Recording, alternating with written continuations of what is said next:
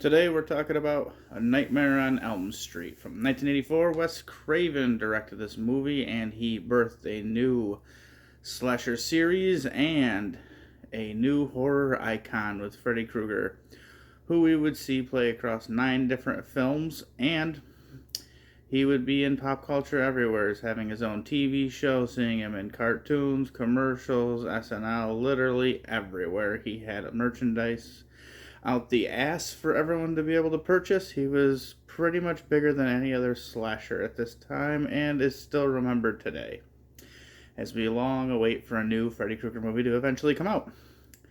But in 1984, Wes Craven had this idea from a newspaper where he had seen that Asian men were falling asleep and they would die in their sleep, and he thought that was freaky as shit, so he wanted to create a story, and that's what helped birth Freddy Krueger. Another fun fact, the character's name that he got was because of a bully he had in school named Fred Krueger. And the red and green sweater that he goes with is because in a science published magazine, Wes Craven saw that red and green are clashing colors that mess with people's eyes. So he decided to go with something that was unsettling to the eyes so people would find him unsettling. They chose to bring in a bunch of different actors, and eventually Robert Englund landed the role, and he was more of a Shakespearean actor, trained in theater arts, where he didn't really have the persona of what a horror slasher would be. But as we all know to come and love, as he played him in every single movie but the remake, Robert Englund was a perfect fit to play Freddy Krueger. Another thing in this movie is outstanding casting. You have Johnny Depp in his first movie ever. Heather Langenkamp plays Nancy perfectly. She's one of the best final girls in all of horror history. You also got John Saxon, who is well known in the horror community for a lot of different movies, playing Nancy's dad. And we have Lynn Shay, who would be playing a teacher in this movie, a small little part, but who we would tend to realize was very, very important to the Insidious series. So this movie kicks off with 4 teenagers who are all having the same dreams. They're all dreaming about the same man, and it's kind of weird that all people are dreaming of somebody who's fictional, not anybody they ever heard of. And Tina finds out in her dream that what happens in her dream can become reality when her nightgown is slashed. So later on, we go to the kids all having a fun little party between Glenn, Nancy, and Tina, and then Rob shows up, and him and Tina go upstairs for some fun time. Glenn gets denied by Nancy, but they all do get to fall asleep. Fun times, right? No. So we get to see Tina in a dream. We see her go outside. We see Freddy Krueger finally shows himself on screen for the first time ever. He's got these long stretching arms, and she says, "Oh my God," and we get a first iconic line in the movie from Robert Englund where he says, "This is God." Then he plays around with her, having a little fun. He chops off his fingers in front of her. He somehow peeks out from behind a tree. And we also get the famous scene where she pulls his face off, and it's just a cackling skeleton, letting you know that Freddy Krueger likes to have a little fun with his victims here. In this same sequence when she's having her dream, we do get to see Freddy Krueger coming through the wall at Nancy, which was all done practically. It's just a latex wall, pushing the head through and everything else. But it's a very iconic scene, and people have been using it everywhere. There's even a nice episode of Community where they do the same thing, and they show the exact wall they used to do it.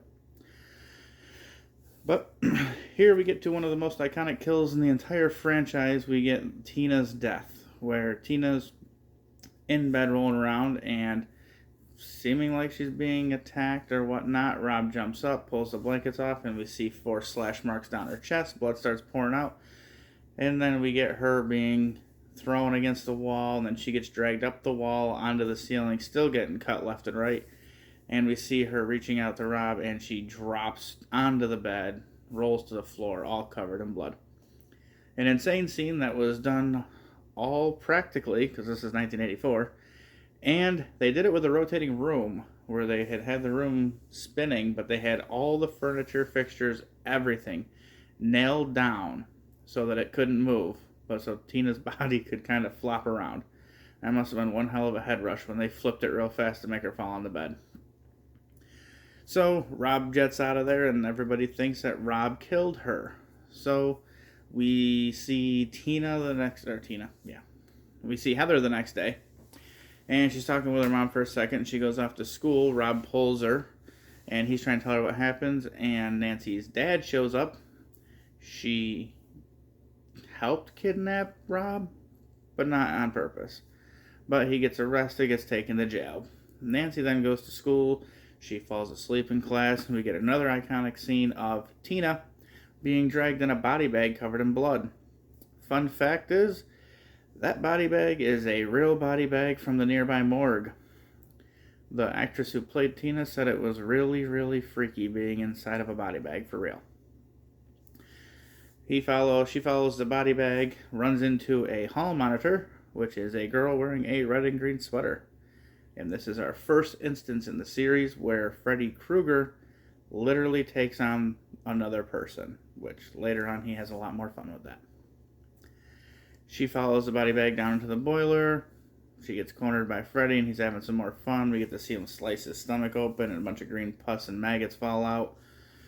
To wake herself up, she sticks her arm against a hot pipe. She starts screaming and wakes up in class screaming, and she finds out that the burn mark, it's there for real. It's not a dream. She ends up going back to talk to Rob to find out what he has to say. And he tells her a little bit about what's going on. She's still a little weary. When she heads home, her mom is taking her to a sleep study class because she's been staying up way too late.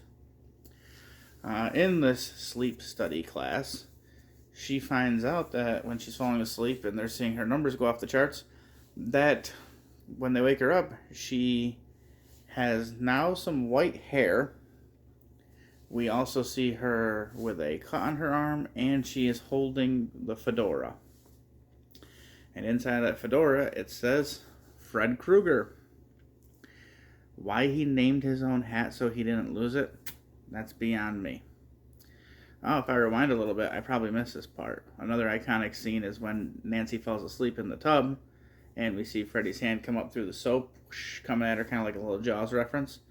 But her mom wakes her up, and the hand drops back down. The next time when she does fall asleep, he literally pulls her down through the tub, and we see the underwater scene of her fighting for her life till she's able to pull herself up through that tiny ass hole again. It's a dream sequence, so we can do what we want. That's the nice thing about Freddy. Anything is possible with the dream sequences. So, after she finds out that she can pull stuff out of her dreams, she then gets a hold of Glenn because they're going to do a little experiment. Glenn's going to stay awake while she falls asleep, and she's going to see if she can pull Freddy Krueger out into the real world. But Glenn falls asleep, so now he's sleeping while she's sleeping. She eventually has her alarm go off, where it wakes her up, and she's able to pull, I think it's a piece of his sweater, and they got into a pillow fight in the bedroom, and he was slicing through the pillows with the feathers flying, so she can still see the feathers falling in the background, so she knows this shit is real. So she gets nervous, and they run to the police station to go check on Rob. At this moment, Rob is falling asleep in his jail cell, and we see a sheet getting rolled up into like a little snake, and we see it wrap around Rob's neck, go all the way up through, back down through, and we see Rob get hanged to death.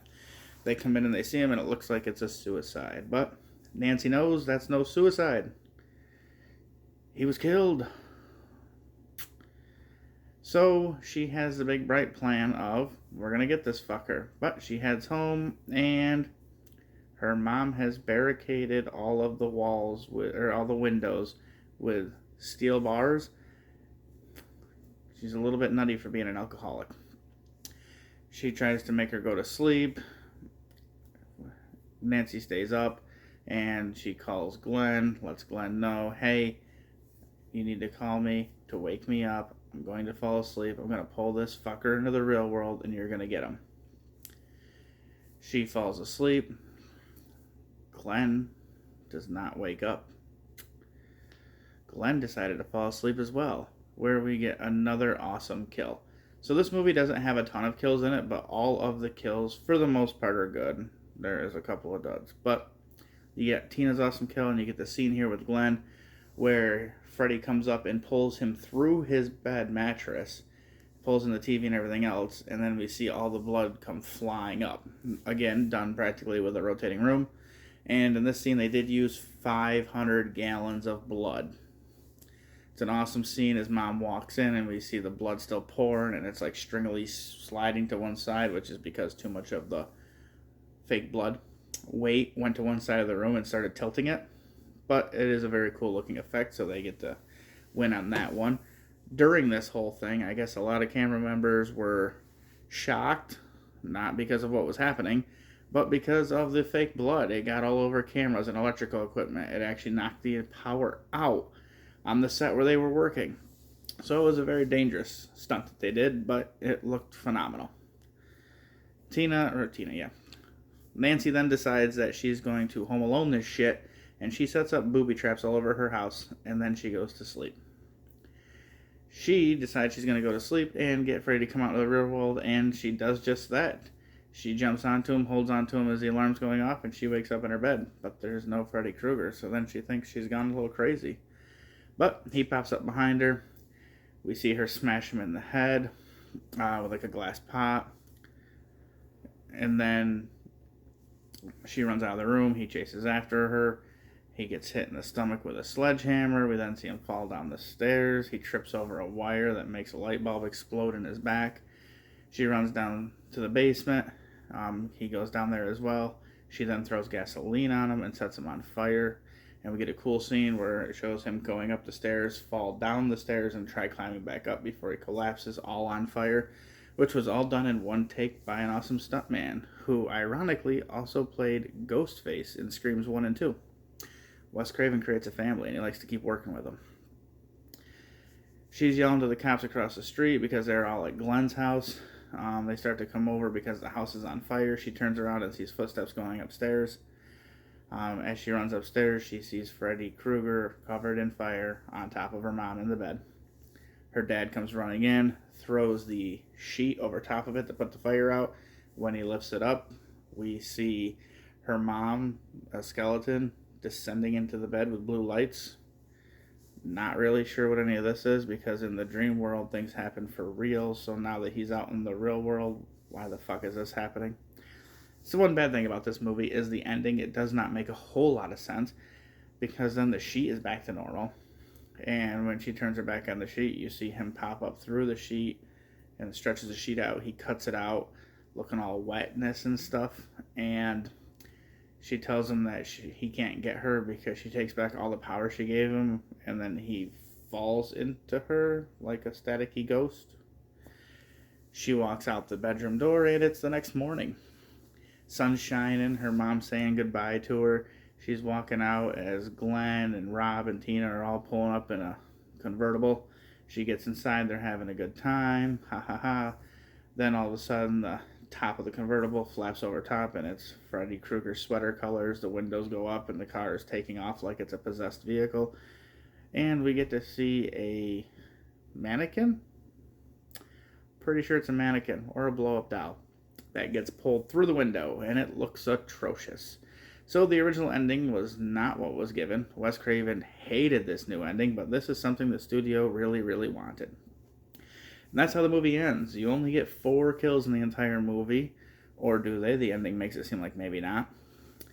But overall, this sparked an entire series that would go on to make awesome films, and this film alone grossed so much money that it put New Line Cinema on the map. We got some great characters, we got some great kills, and we got a great horror icon. Next video, I'm going to be tackling Nightmare on Elm Street Part 2, Freddy's Revenge. Till the next one, guys, rest in peace.